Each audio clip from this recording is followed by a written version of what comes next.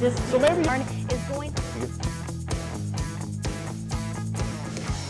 Hello and welcome to Inside Jacksonville, a production of the University of North Florida School of Communication and the CW17. I'm David Combs. We're here each month with stories about life on the First Coast. Suicide deaths reached a record high in the U.S. last year. Data from the CDC shows over 49,000 lives were lost due to international self-harm. Inside Jacksonville's Varant Satchel will visit a non-clinical suicide prevention and mental health organization to understand their role in giving some hope to the hopeless. If these walls could talk, they would have a lot to say. Joseph Kenney is the creator of the Here Tomorrow organization, whose 30-year-old son, Gary Kenney, suffered from depression and took his own life in 2019. Joseph's new goal is to save someone else's life through his organization for anyone experiencing hopelessness.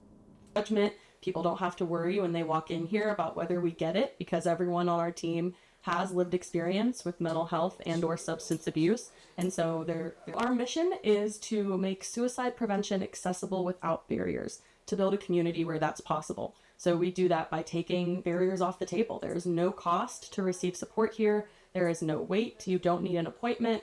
We are open 365 days a year. We are accessible virtually, over the phone, via text, or you can walk in person. Maya explains the Here Tomorrow wish tree. And we encourage the people that come in to write their wishes on here, to manifest the things they want in their life. And it ranges from, I want to get my essay done without losing my mind, to I wish to be stable, successful, and happy. So whatever someone has going on, we want to help them through it. And this is a physical way for them to represent that. Right.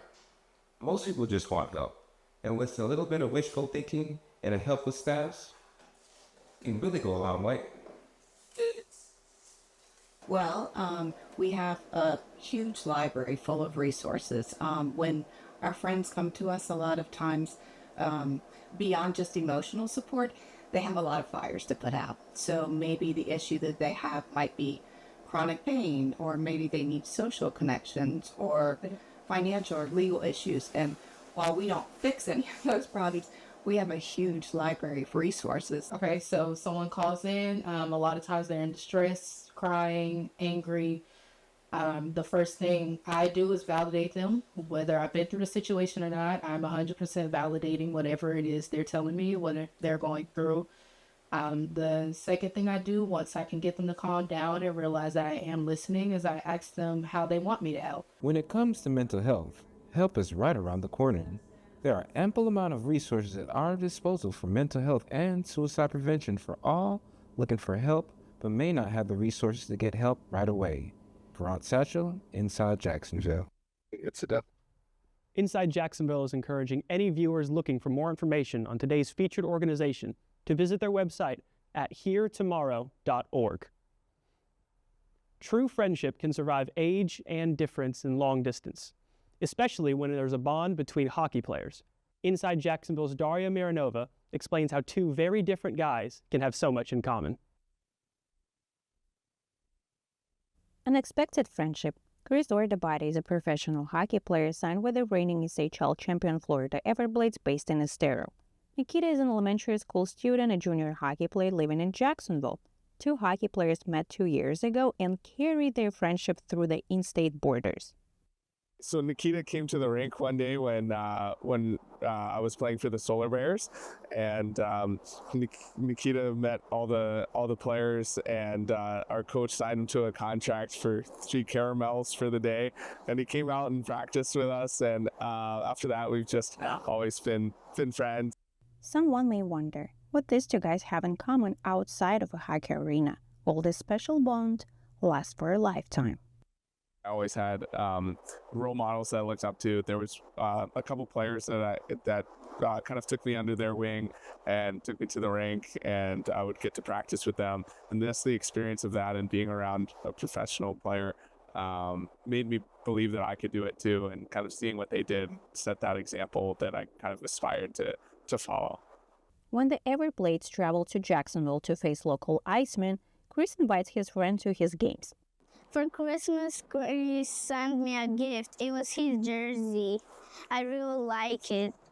The excellent news is Nikita has something unique to wear. A true friend will always find time to personally sign a hockey jersey, teach his partner some self-defense tricks, discuss on-ice scoring chances and the 49ers, and surprise each other. Friendship means different things to different people. Some common traits are love, kindness, care, mutual support, and trust. When one friend invites another to a hockey game, the choice is obvious. The pregame success formula is simple. Make a banner, come early, and get a puck. After all, it's not a bad idea to have a friend who invites you to hockey games and gives you great presents. Daria Marinova, Inside Jacksonville. If you want to invite your friends to a hockey game, or to find more information about the Jacksonville Icemen and other THCL team schedules, visit www.echl.com. Inside Jacksonville's Leslie Bowers takes us to an antique store to explore how it is helping Jacksonville reduce waste.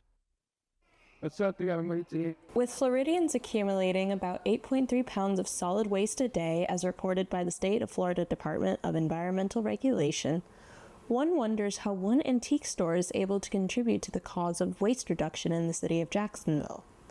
Located in Jacksonville's Rail Yard District, Eco Relics is a warehouse antique store filled with old treasures and ones made new again. CO2 laser we have can do glass, it can take the paint off metal or any finishes on metal.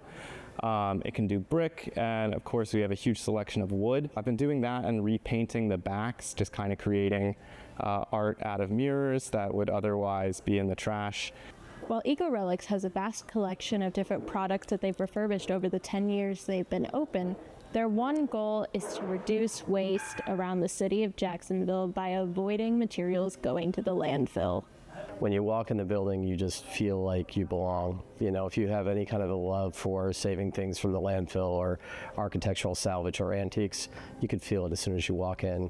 And when I walked in the door 9.5 years ago for a job interview, I knew it was my place. Shoppers will not only reduce waste by using refurbished materials, but they also have a chance to own a piece of history, local and international. We have a very nice selection of stained glass. The stained glass that we have, not all of it, but a good portion of what we have right now is from England. All of it is prior to 1938 and earlier, which to me is fascinating because that means it survived the Blitzkrieg, the bombings of England during World War II. Not only does this store impact our community environmentally, but Eco Relic strives to bring the community and families together through their creations.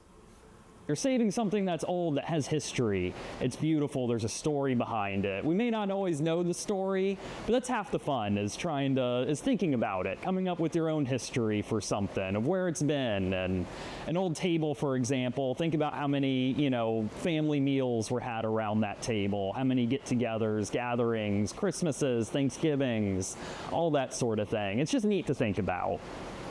Get out there and get inspired. This is Leslie Bowers, Inside Jacksonville. If you'd like to know more about Eco Relics and their events, please visit ecorelics.com or find them on Facebook at Eco Relics. Coming up, we look at a growing music scene that is creating a community of dance, culture, and fun right here on the First Coast.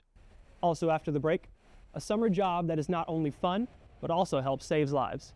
Inside Jacksonville will be right back. The University of North Florida is proud to offer a Master of Science in Communication Management. This master's degree allows you, the student, to customize your curriculum to the field you prefer. Students who earn this 36 credit hour degree will take their core classes through communication. Then, they can specialize in either business, public administration management, leadership, nonprofit management, or public health. UNF Communication, made for you. Welcome back. Are you looking for a summer job or even the start to a new career? Inside Jacksonville's Alexander Jenkins takes us a look at the First Coast's most unique jobs. As the summer approaches, pools across the First Coast are preparing to hire more lifeguards. It is important that we are able to have lifeguards at all these swimming facilities here on the First Coast, because it is important for those younger children to have this outlet to learn pool safety and water safety. Pool guards perform a variety of duties, from watching the water to facility management. But what does it take to be a guard? Along with becoming CPR and lifeguard certified, there are some physical requirements as well. It's pretty simple. It's just the basic 150 of a swim, whatever choice you want, some treading, and then a 50 again of a swim. It's really not that hard, but you do have to have basic swimming understanding. For Sean Teller, the most rewarding part of being a lifeguard is having a job by the water. I just love being outside. I like being able to get paid to, sit and tan, but also watch people make sure they're safe. I mean, it is a plus getting to be outside and have the fresh air, But it's not just pools that are looking to hire more lifeguards. Here in Jacksonville Beach, the Jacks Beach Ocean Rescue is also looking to add more guards to their staff. So in Jacksonville Beach, an ocean rescue lifeguard is someone who responds to emergencies both in the water, on the beach, and within the watered areas of the Jacksonville Beach, such as the intercoastal waterways. To become an ocean rescue lifeguard, recruits undergo additional physical and classroom training. For someone who is wanting to become an ocean rescue lifeguard, does not need any qualifications to become an ocean rescue lifeguard when they apply.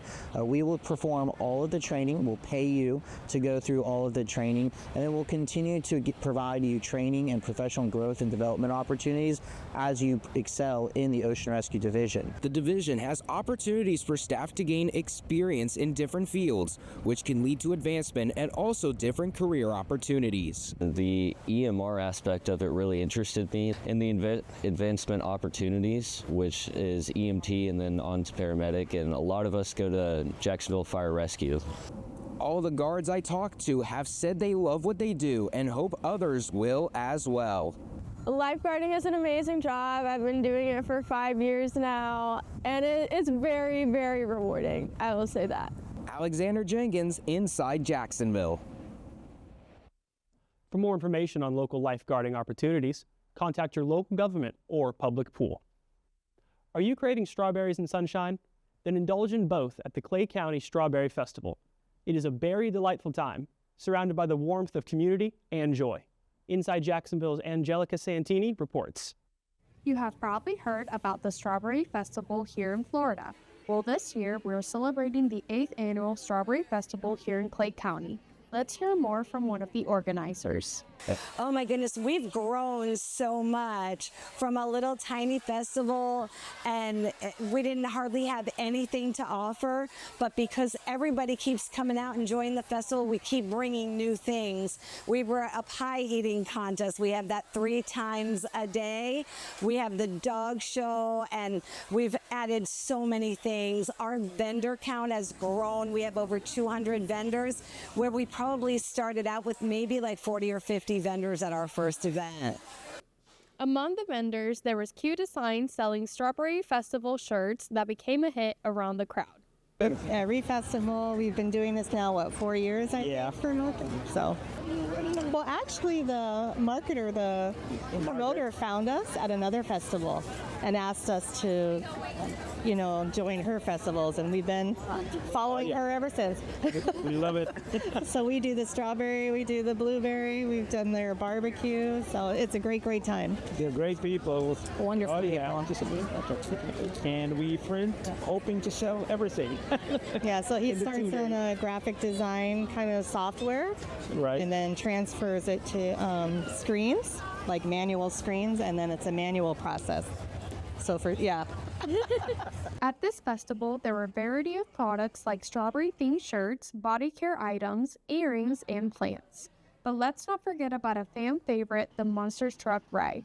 Let's see what we can expect for future events from the organizers. Just to get bigger and better, we want to listen to the customers, find out what they are looking for, and just provide more activities each time we come. Angelica Santini, Inside Jacksonville. Miss them this year? Well, fear not. You can catch them next year at the Clay County Fairgrounds. You can also follow them on Facebook at Strawberry Fest Clay County for more updates. Jacksonville has a diverse and growing music scene. Inside Jacksonville's Emily Cheney takes us to the underbelly for one of these scenes. Resurgence Goth Night happens once a month in downtown Jacksonville, Florida. It is being held at the Underbelly and features guest DJs, local vendors, and cocktails. Goth Night is a celebration of Gothic music, culture. It's a community of people who all come together over shared interests, and they bond over it, dance all night, see live music, shop our vendors, wear amazing outfits. Those who attend are encouraged to dress up, dance, and check out the local vendors. The event is a great way to explore this genre and community.